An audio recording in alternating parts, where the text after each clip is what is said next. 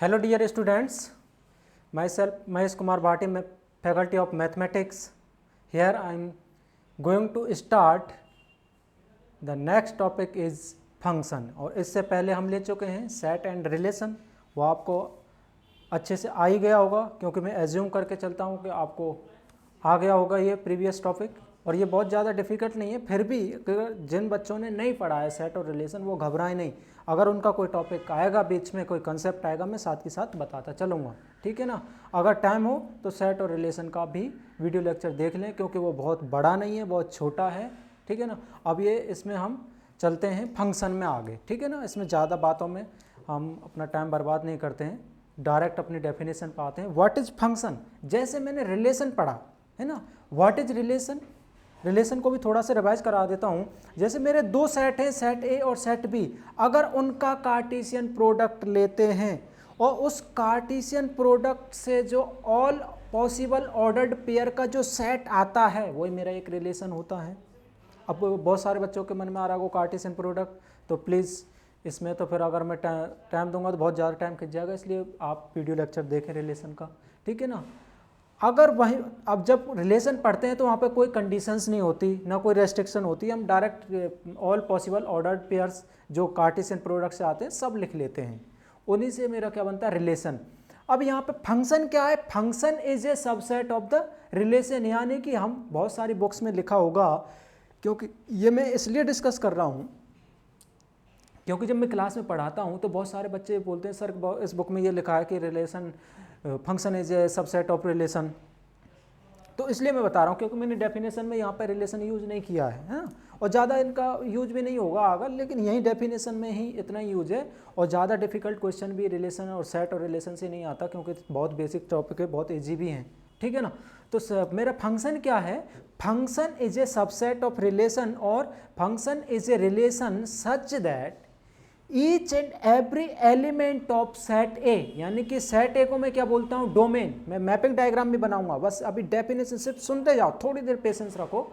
Every element of set A is connected with और associated with the set B, यानी कि जो element हैं डोमेन के सेट ए के, उस हर एक एलिमेंट एसोसिएट होना चाहिए, यानी कि हर एक एलिमेंट्स के करस्पॉन्डिंग आउटपुट होना चाहिए।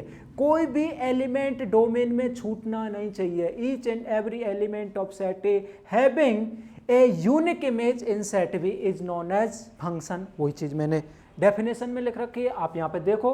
It is defined as a rule, एक रूल है, और ए मैपिंग है। मैपिंग डायग्राम अभी बता दूंगा मैपिंग क्या होती है।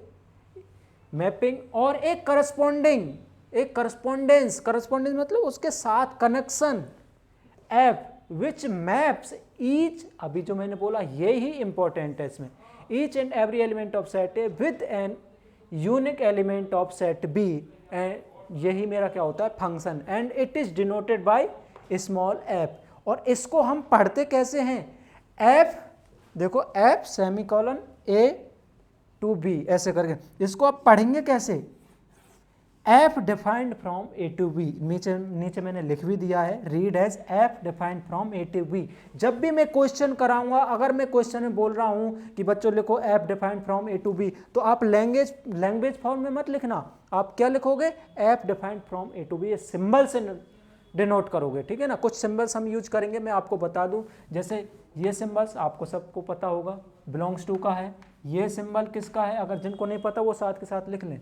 ये बिलोंग्स टू का है, ये देयर एग्जिस्ट का है, ये ये इम्प्लाइज का है, ये डबल इम्प्लाइज का है, ठीक है ना। तो ये सारे सिंबल्स हैं और बाकी जो आगे सिंबल्स आएंगे उनको भी मैं साथ के साथ बताता चलूंगा, ठीक है ना। यहाँ तक अब देखो मैपिंग डायग्राम, ठीक है ना, मैपिंग डायग्राम।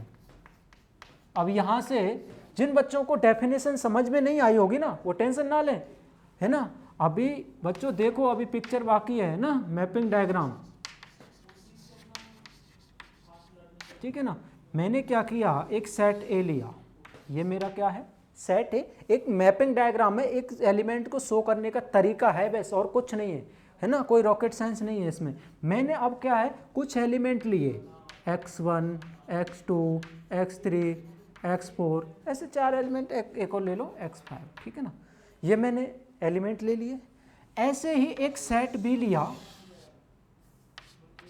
B, और इसमें मैंने एलिमेंट ले लिए y1, y2, y3, y4, 4 element ले लिए, ठीक है ना। अब देखो मेरी डेफिनेशन क्या लिख ली है, मेरे डेफिनेशन में लिखा है इस मेरा फंक्शन क्या है, it is defined each and every element of set ए। आप देखते जाओ डेफिनेशन में जो आपने नोट किया उसमें देख, each and every element of set A have a rule according to a rule और ए करस्पॉन्डेंस और ए मैपिंग। मैपिंग मतलब यहां से इधर, इन एलिमेंट्स को यहां पे कनेक्टेड करने का जो रूल है, उसमें रूल क्या कहता है, each and every element connected with a unique element of set B. यानी कि x1 की इमेज y3 है, ऐसे x2 की y1 है, x3 की y4 है, x4 की y2 है और x5 की किसी एक y3 है। यानी कि हर एक एलिमेंट के करस्पॉन्डिंग एक यूनिक इमेज ही होगी। यानी कि अगर मैंने ये पढ़ा, इसका मतलब ही है f defined from a to b, यानी कि अगर एक एलिमेंट है तो उसकी एक ही इमेज होगी। यहाँ पे 2 एलिमेंट हैं, 2 एलिमेंट की सेम इमेज हो सकती है, लेकिन एक एलिमेंट की 2 इमेज नहीं हो सकती। कंफ्यूज? देखो मैं बता रहा हूँ कैसे कैसे। देखो ऐसे, जैसे यहाँ पे एक एलिमेंट है x1 और x2, यहाँ पे मेरा f, क्योंकि इसमें बच्चे बहुत ज़्यादा कंफ्यूज होते हैं, 2 केस बता रहा हूँ मैं। यहाँ पे भी 2 है, एक एलिमेंट ले लिए x1 और बड़ा बना देता हूँ x1 और x2, ठीक है ना, ये है। और इधर मैंने 2 एलिमेंट ले लिए y1, y2, y3, 3 ले लिए। इधर एक फंक्शन मैंने a टू b डिफाइन कर दिया। अब देखो यहाँ पे जैसे मेरा x1 इससे कनेक्ट कर दिया इससे, यानी कि 2 एलिमेंट की सेम इमेज तो हो सकती है। यानी कि इस इमेज, अगर इमेज मतलब आउटपुट जो सेट बी में आएगा, यानी कि 2 एलिमेंट का सेम आउटपुट तो हो सकता है, लेकिन एक एलिमेंट, यानी कि अभी इधर से देखो ऐसे डाइवर्जिंग, इधर से जा रहा है तो ऐसे कन्वर्ज कर रहा है ना, क्योंकि ऐसे जा रहा, कन्वर्ज करेगा। कन्वर्ज से मतलब ये है, अभी मैं कन्वर्ज क्यों बोला, अभी देखो इस नेक्स्ट डायग्राम में आपको पता चलेगा।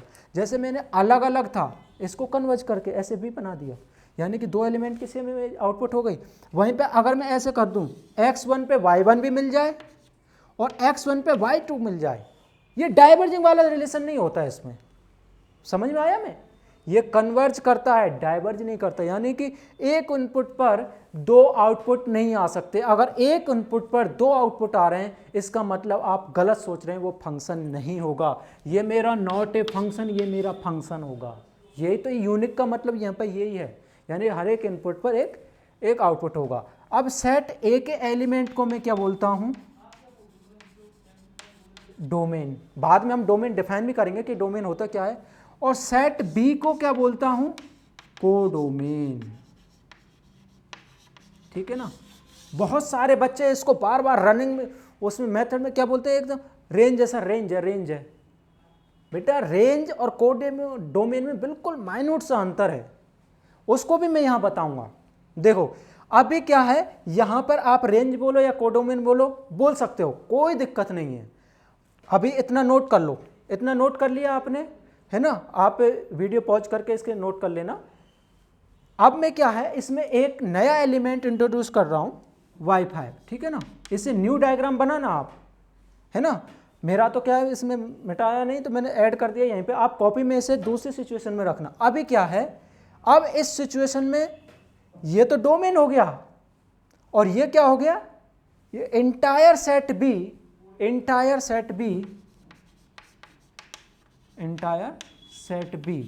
ये मेरा किस में आएगा, कोडोमेन में। लेकिन यहां पे मेरा रेंज कौन सा हो जाएगा,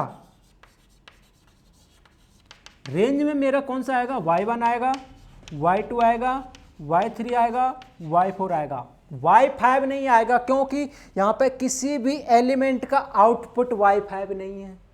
यानी कि जो भी एलिमेंट पिक्चर में होंगे वो ही मेरे रेंज में पार्टिसिपेट करेंगे, और those elements which are not in a picture will not be consider in the range, उनको रेंज में हम नहीं लेंगे। उसको वो क्या, इंटायर सेट भी यहाँ पे क्या है, ये इंटायर सेट भी को क्या बोलेंगे, कोडोमेन। इसमें जो एलिमेंट इन्वॉल्व हो रहे हैं, पिक्चर में आ रहे हैं, उनको रेंज, ठीक है। अब इसका मतलब हम ये बोल सकते हैं कि range is a subset of codomain, यानी कि रेंज सबसेट के, रेंज कोडोमेन के बराबर भी हो सकती है और छोटी भी हो सकती है, ठीक है ना। अभी दूसरा कंसेप्ट क्या है कि सेट ए है, इसमें कोई भी एलिमेंट विदाउट कनेक्शन छूटना नहीं चाहिए, यानी कि हर एक एलिमेंट के करस्पॉन्डिंग आने चाहिए। अगर आपने यहाँ पे मैं एक छोटा सा डायग्राम, इसे नेक्स्ट डायग्राम अपनी कॉपी में नोट कर लेना, अगर मैंने